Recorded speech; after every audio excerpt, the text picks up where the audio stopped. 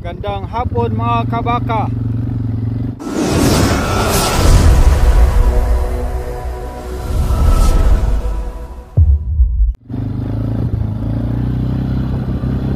It's afternoon milking.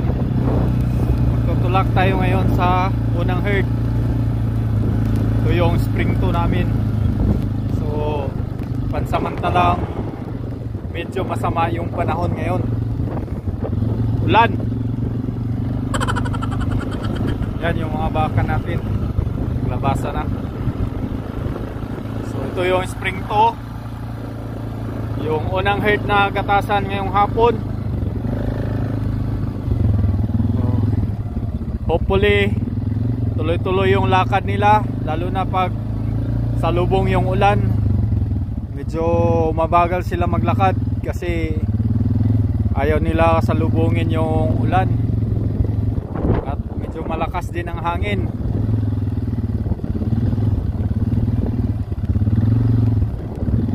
Ayan, naglakad na sila.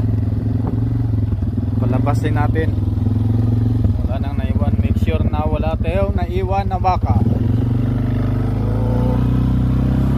ikutan natin yung mga corner at saka mga dulo.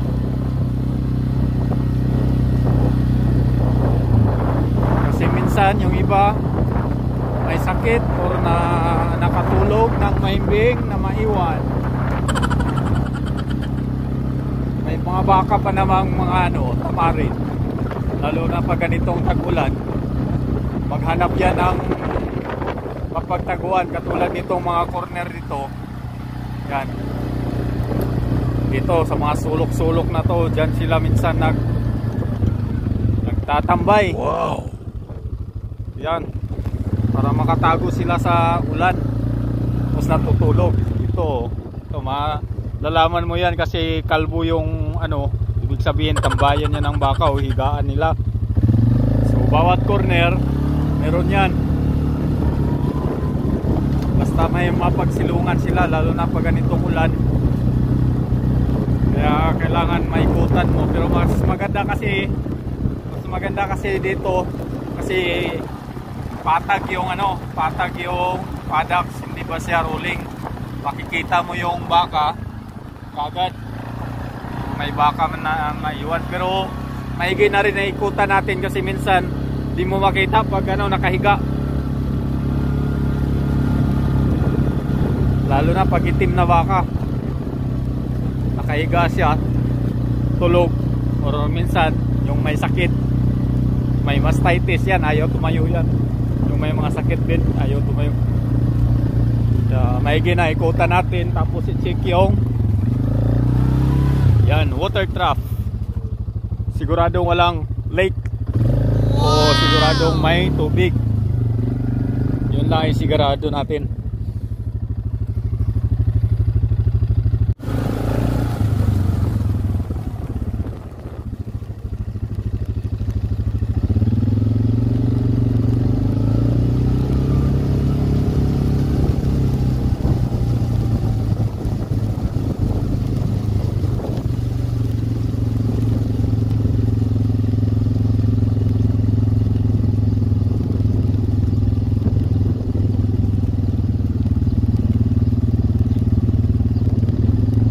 Isa din sa mga cause of lameness mga kabaka, yung sunod-sunod ang ulan. Dahil pag ganito yung race, pag ganitong ulan-ulan, sobrang putik na yung yung race. Lalo na dito sa amin, yung pang ilalim na nilagay dyan sa race na to, bago yung pinakaibabaw niya na lupa, may mga bato, halo-halong bato. So pag ganitong tag-ulan, nagpuputik na siya, tapos magsilutangan na yung mga bato. Kaya yung minsan yung mga baka, ito mga 2 araw pa lang ito umulan kaya ganito na yung race. Pero pag sunod-sunod talaga, lalo na pag aabot siya ng 1 linggo, magsilutangan na yung yung bato. So pag lutang ng bato, yan, yung iba mapipilay na kasi maapakan nila, masakit na yun sa paa. Tapos ay yung baka din minsan ayaw na maglakad, kailangan mo itulak kasi hinto na lang yan sila, magtatambay na lang yan sa race kasi masakit na yung paa nila, may mga batong matutulis kasi yan, ano yung paa nila. So ito yung unang herd natin ngayong hapon na gatasan, at ang pangalawa naman ito, yan, nakaabang na sila sa gate. Ayan o, kung makikita nyo, ayan na sila. Isusunod ko rin yan ngayon. Paglampas nito kahit mga 5, mga lampas ng isang paddocks, pwede ko nabuksan ulit para susunod-sunod na sila. Diretso na yan sila. Lalo na pag ganitong ulan at saka malakas ang hangin, mahirap magtulak kasi yung baka medyo mabagal maglakad. Lalo na pag sa lubong nila yung hangin, ulan.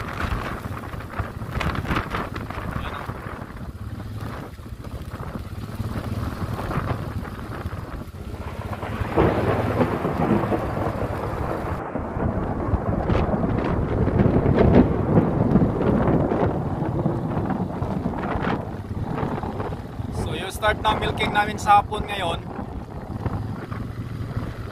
Plus 1:30 yung start namin, caps on. So mga 1 PM o 1 o'clock ng hapon, kailangan nabuksan mo na yung gate, lalo na pag malayo, nasa malayong paddocks ka. At tulad nito, nasa malayong paddocks kami, halos nasa pinakadulo. Kailangan agahan mo, lalo na pag ganitong tag-ulan. Kasi medyo hindi mo yung baka mag-pressure maglakad. Kasi dapat dahan lang kasi mahirap sila maglakad, lalo na pag basa yung race. Madulas, maputik, at saka bato-bato. Kadalasan yung mga yung nahuling baka, yung mga bagong release galing sa mga lane, sa health count, yung bagong trip. So medyo mabagal pa sila maglakad kasi naka sila, naka-quarantine pa yan sila doon sa health map for 4 days. Kung may gamot man, 8 days o ganun. Kung hindi ginamot, mga 4 days release sila, tapos sabay na sila sa herd maglakad. Yan, medyo hindi pa sila talagang fully recovered. So ito na yung pangalawang herd natin, naghihintay na yan sila. Kung napapansin nyo, nakaharap sila dun sa kabilang side. Anong side ba yan? East side. So east, nakaharap sila sa east. Kasi yung yung hangin at saka ulan galing dito sa west. So yan yung defense mechanism nila. Talikuran nila yung hangin at saka ulan para hindi masakit sa kanilang mukha. At yun, kung mapansin nyo rin, nasa bandang gilid sila sa may bush, tinawag namin bush, or yung may damo na parang bakod na damo. Ayan o, nasa gilid sila lahat. Sila nagtago. So, nakaharap sila papuntang east. So maya maya makalampas na yun ng isang paddock nito. Buksan ko na to. Ang hirap nito, ito yung pinakagat niya. Ang hirap nito kasi kahit buksan mo yan, hindi maglabasan yan kasi ayaw nung maglakad. Subukan natin mamaya, tawagin sila kung maglakad ba, pero minsan talagang kailangan mo itulak yan kasi hindi yan harap dito kasi dahil nga sa ulan. Kaya subukan natin mamaya, buksan natin mamaya, balikan natin. Palampasin ko lang to ng ilang paddocks yung mga dalawang paddocks siguro kasi maiksi itong isang paddocks na to. So maabutan tayo magtulak, baka mabilis sila maglakad, magabutan yung dalawang herd. So itulak muna natin, palampas natin ng dalawang paddocks. Isa, dalawa, yung may corner doon, palampasin muna natin. Balikan ko yon, buksan kasi yun ang susunod gatasan. So ito baka kainin pa to sa pitpad, diretso sa pitpad to, yun, diretso sa paddocks yun pagkatapos gatasan. Ito gatasan muna papuntang pitbad.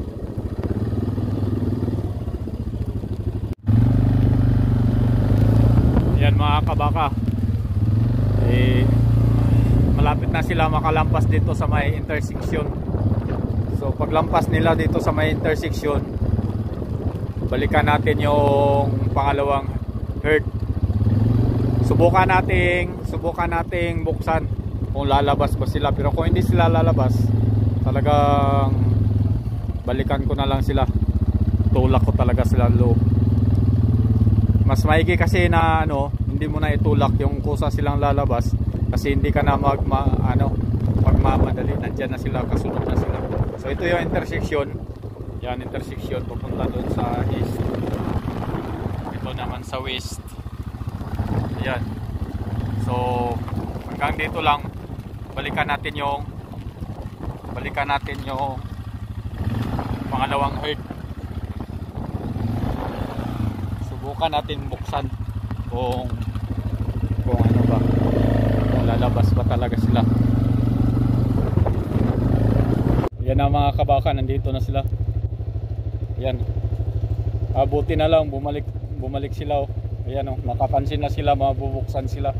Yan kung napansin nyo, kasi bumagal na yung ulan, so bumalik sila dito pagharap. So nakaharap na sila sa gate. So pagbuksan natin yan, lalabas na yan sila kagad. Kasi dito mga kabaka, kailangan diskartihan mo yung pagtutulak mo ng baka. Kasi minsan maubusan ka ng baka doon sa shed, yung magmimilking, mahinto sila. Kailangan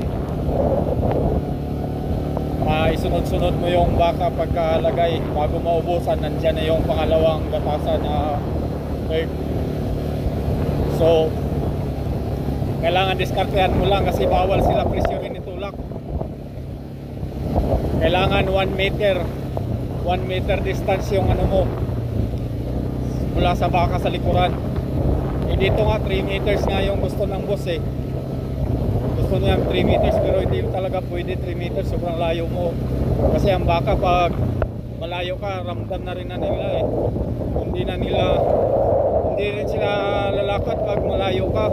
Pero pag lapitan mo, mag-umpisa silang maglakad. Minsan nga pag katulad niyan, pinalampas natin sa may intersection, o kung saan mo sila tinigilan, nagtatambay lang din yan dyan. Hindi yan naalis hanggat hindi nila marinig yung motor mo or quad mo. Ganyan na rin sila ka mautak. Magaling na rin yung mga baka. Pero ngayon maganda sila, okay sila maglakad kasi ulan nga.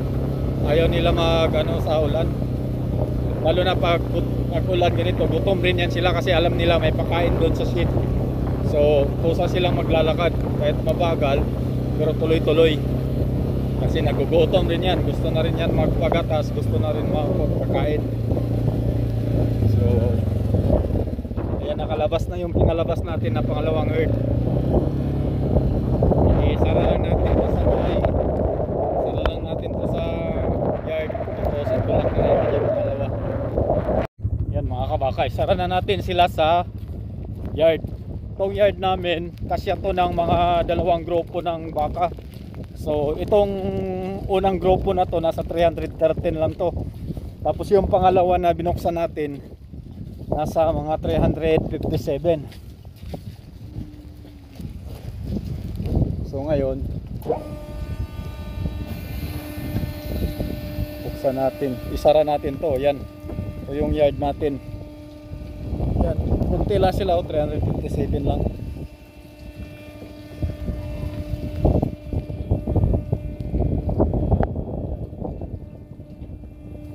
Abanti lang natin to para makapasok yung pangalawang mob.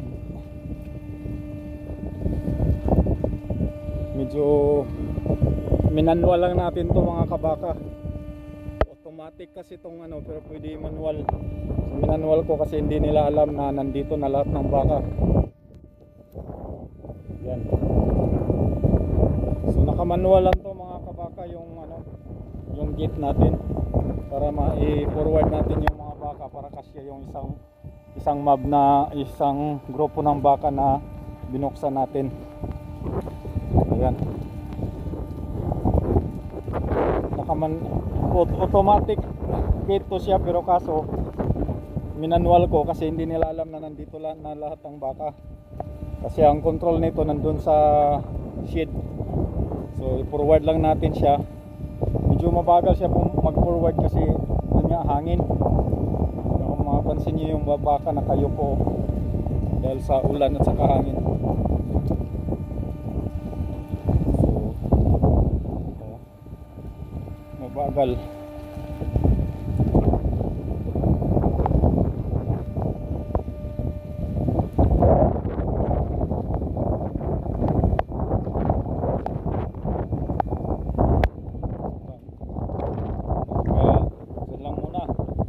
Natin yung pangalawang herd o pangalawang grupo ng baka. Ito na yung binuksan nating pagas kanina mga kabaka, no?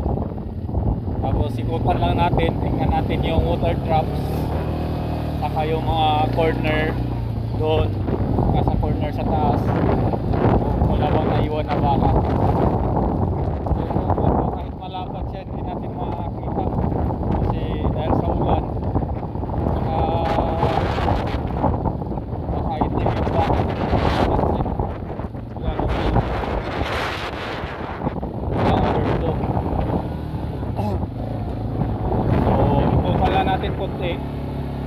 Tignan din natin yung residual. Katulad nito, yung gamo medyo makapal-kapal pa siya. So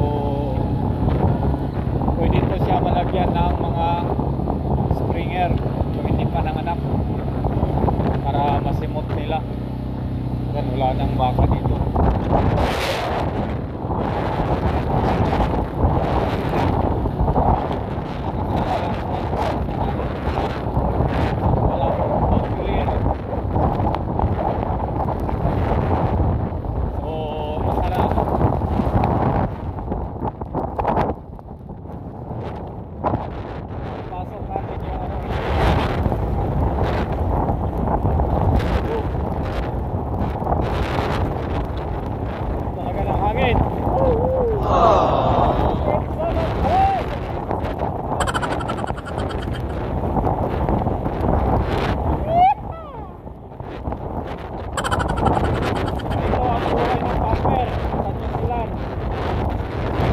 Init, araw, maulan,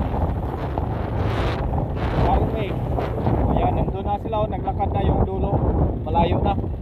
So isara lang natin to, isara natin tong gate, itulak na natin yun sa yard para makapasok sila sa yard. Tapos itulak na naman natin yung pangatlong gatasan na baka.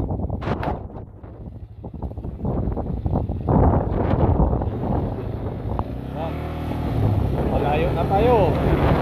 Tingnan natin yung baka kung sana. So ayan, para na natin yung pangalawang map. Ito na yung pangalawang map na pinuksan natin. Hey! Hey! Come on! Hey! Come on, dude. Turn around. Turn around. Turn around. Saka na natin.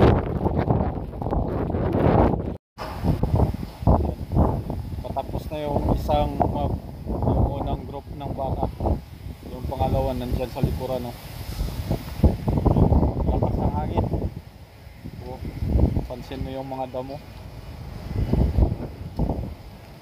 Ano?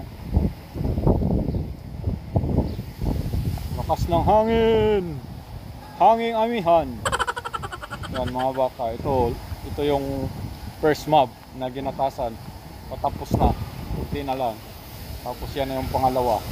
Tapos kunin ko na naman yung pangatlong gatasan. Nandun malayo pa. Lakas ng hangin. Kaulan.